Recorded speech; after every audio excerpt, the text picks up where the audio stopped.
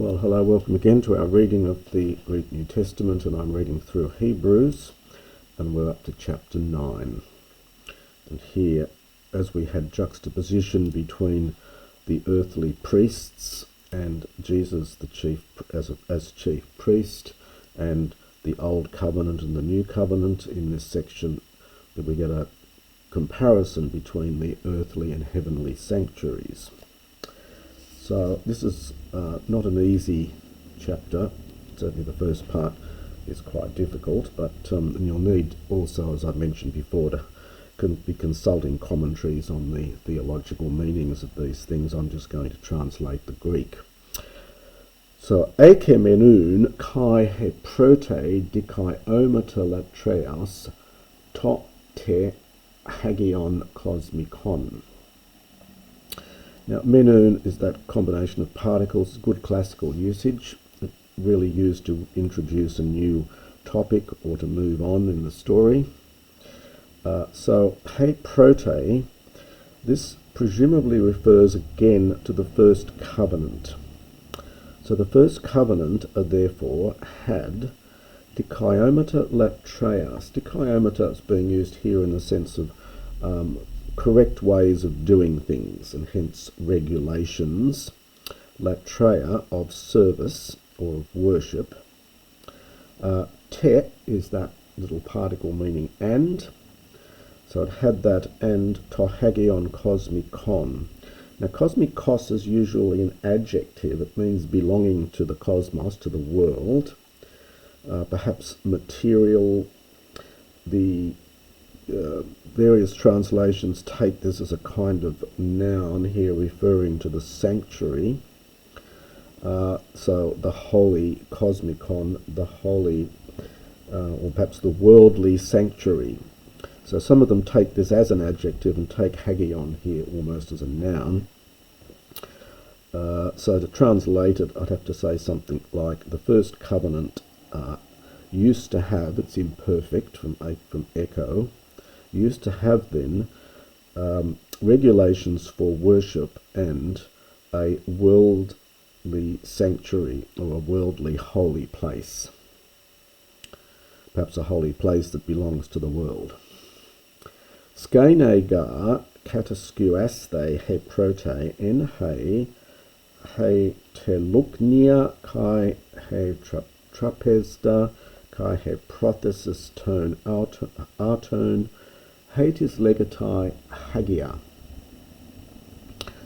For the tabernacle, the tent, I like to translate it as tabernacle to make it sound a little bit more of a religious setting. So for the tabernacle, for a tabernacle, or the first tabernacle, I should say, had been prepared, aorist passive from kataskuasdo, in which, now we get the te and kai, various kais, in which there was the luknia, this is the lamp stand, I think, or perhaps, sorry, candlestick, or so the candlestick or lamp stand, either one here, and the trapezda, this is the table, the holy table. We get the word trapezium from this, of course. This is the holy table, understood.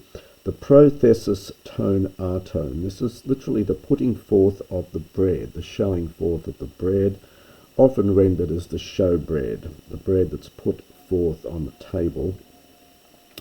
And this the hatis is referring back to this tabernacle, this part of the tent, part of the tabernacle, the very one which is called hagia, holy.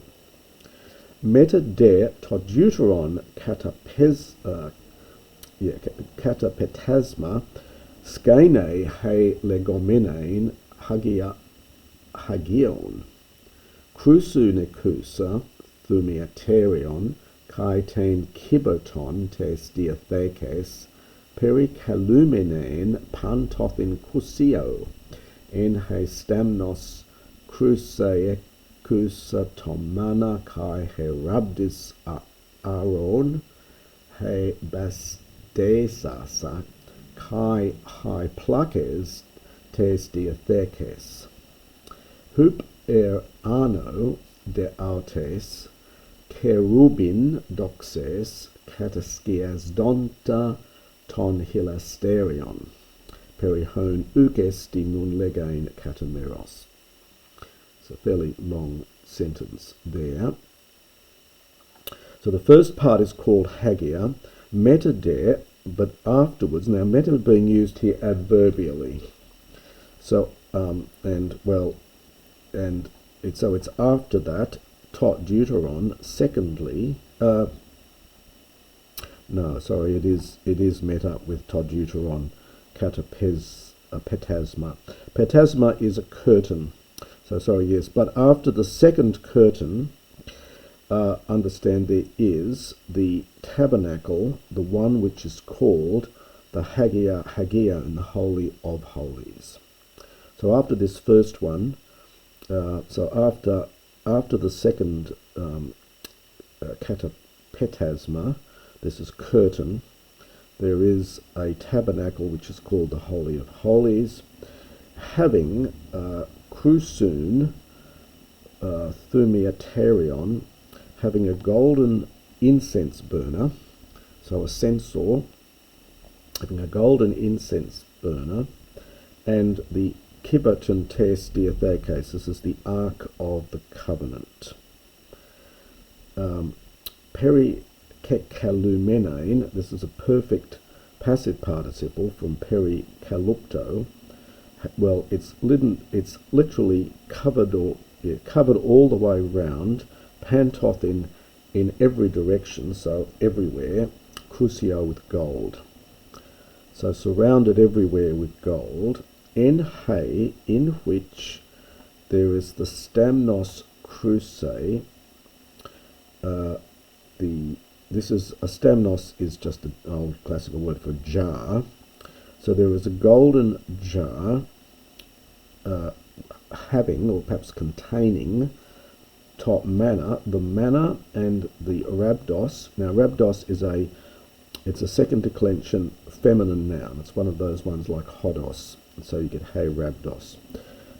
It's probably feminine because a stick, it means a stick or staff, touches the earth, and anything to do with the earth is feminine. So it contains the manna and the staff of Aaron, the one blastesa. So this is a feminine aorist participle from blastio. Blastao, I think from memory. Blastao, which means to bud, to bloom. So the one which budded or bloomed. Kai he plakes, this is from plaques. It means a stone tablet. It's again perfectly good classical word. So this is the tablets of the covenant. So all these are covered are contained in the Ark of the Covenant. Huper ano, and it's one of these pseudo prepositions, above, over top. So over top of it, so above it, is the cherubim of glory. So cherubim of glory, kataskiasdonta, overshadowing tot hilasterion. This is the mercy seat, which is this Old Testament expression for the mercy seat. Perihon, regarding which things, uk esti, notice the accent on esti, meaning it is not possible, nun legain, now to speak, katameros, of each thing in turn. This is just a standard idiomatic expression, literally by piece, so what by part, so each thing in turn. So it is not possible now to speak regarding the things which it is not possible to speak one by one, each in turn. Touton de hutos, kataskias menon eis men, ten protein skenan diapantos eis iasi hoi hires tas latreas epiteluntes, eis detain deuteran hapax tu eniau tu monos ho akirus, u choris hymatos hoc prosfere hupahiau tu kaiton tu lau agnoematon. I might just pause it there. Now we get a genitive absolute here for the from kataskuasdo. So this is an aorist passive participle. So these things having been prepared hutos in this way. Now we get a men here, so we should be keeping our eye out. There's a corresponding ace de here. So into this first tent, diapantos is that standard expression continually. So into this first tent continually, hoi hieres, from a plural from hierus, the priests, eis asin. Now this is from eis plus this verb ami with the funny accent, ami ibo, and this is just the third person present, iasi, they go. So they go in. Don't see this verb in this form very commonly, so it's just a present form. It's the ami ibo, I go. Classical Greek, it was used for the future, I will go, but that sense disappears over time, so it just means to go in. So the priests go in, epiteluntes, completing tas latreas, their service. Again, this has got it's a religious word, to perform, perhaps to bring to completion, to perform their service. Eis de, and that's balancing the eis men here. But so they go into the first skene, the first tabernacle. They just go continually to completing their service. But into the second one, only the chief priest of the year, it's a different one chosen each year, goes, understood, hapax, goes once.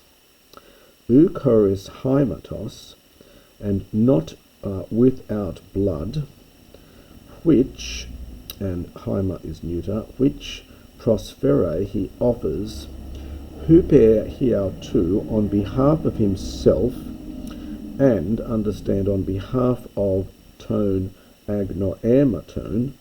These are, well, sins of omission, the sins of ignorance. It's a Septuagint word of the people. So the sins of ignorance of the people. Tuto de luntos to pneumatos to hagiu, me po pephanerosthai tain ton hagion hodon epites protes skenas acouses stasin. Now, genitive absolute here, so the Holy Spirit, and we've got articles with them this time. You often don't get the articles with the Holy Spirit in the New Testament, but here you do. So the Holy Spirit, de luntes from de lotto, having made clear this, that, now this little phrase here is quite difficult, so having made clear that he is not yet revealed. Now, tain hodon, literally the way of the holy places, literally, but I think we're meant to take this as the Holy of Holies. So, not having yet made clear the way into the Holy of Holies, it's literally of, but I think it's the way into the Holy of Holies. And we get a genitive absolute here, while still the first tabernacle literally is having its station.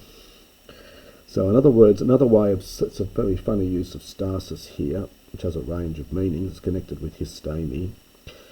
So while the first tabernacle still had its location, that is, while it was still standing, the Holy Spirit made this clear that, or revealed this, that not yet not yet to make clear the way into the Holy of Holies. Hatis parabolae es ton chiron ton eneste kota, kathen dora tekai thusiai, prosperontai me dunaminai katasun ade sin teleose ton latruonta. Monon epibromasin kai pomasin kai diaphorois baptismois, dikaiomata sarkos mekrikairo diothosios epikaimena. So this is the hodon. So all of this is a parable. So it is a symbolism, if you will. All this is a parable with regard to the time. This is from enhistemi, eneste kota. It's a perfect participle here. It's often used in the New Testament meaning the present, the established time, that is the present time. So the very thing which is a parable with regard to the present time, according to which gifts and sacrifices, notice we get the nice good classical tekai again, gifts and sacrifices, prosperontai, passive, are being offered, that not being able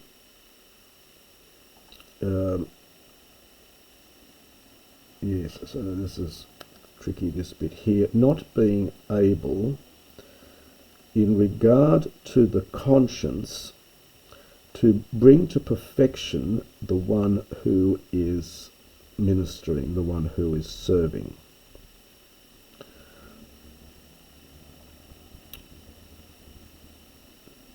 Yep, so just to do this bit again, so this is a parable with regard to the present time, according to which the gifts and sacrifices are offered, but they're not being able to perfect the one who is ministering them, kata sun adesis, in regard to his conscience.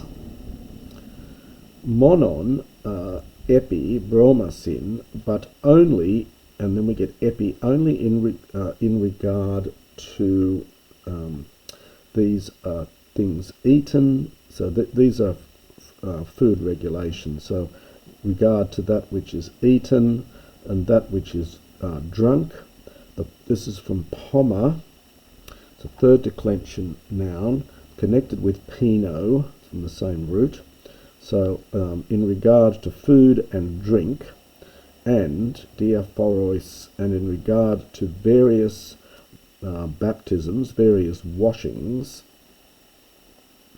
then dikaiomata, these are this is here, epikaimena, laid down as regulations of the flesh, mekri kairo de ortheos, literally until the season or time of, well, probably here, reform. De orthosis is the noun. It means to make straight. It's only here in the New Testament and where otherwise. It turns up in Josephus. It turns up in medical writings of making straight, straightening out broken limbs. But it's got here the sense of to reform, to put into the right place. So just to do that bit again, so only in relation to food and drink and various baptismal activities, laying down the regulations of the flesh until the time of reformation, of reform. And that's the first 10 verses of chapter 9.